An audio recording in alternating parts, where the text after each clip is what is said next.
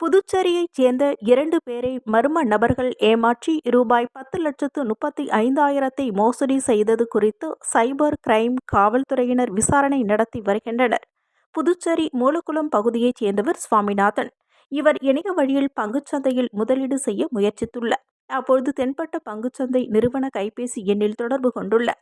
அதில் பேசிய மர்ம நபர் கூறியபடி சுவாமிநாதன் இணைய வழியில் ரூபாய் 4,35,000 முதலீடு செய்து ஏமாந்துள்ளார். புதுச்சேரியைச் சேர்ந்த ராஜ்குமார் இவரை மர்ம நபர் குறிப்பிட்ட கைபேசி வாட்ஸ்அப் குழுவில் இணைத்துள்ளார். படி மர்ம நபர் அனுப்பிய செயலியில் பணம் முதலீடு செய்தால் லாபம் கிடைக்கும் என கூறியுள்ளார். இதை நம்பிய ராஜ்குமார் ரூபாய் 6 லட்சத்தை அனுப்பியுள்ளார். ஆனால் அவரால் அதை திரும்ப பெற முடியவில்லை. இதுகுறித்து ராஜ்குமார் அளித்த புகாரின் பேரில் இணைய வழி குற்றப்பிரிவு காவல்துறையினர் வழக்கு பதிவு செய்து விசாரணை நடத்தி வருகின்றனர்.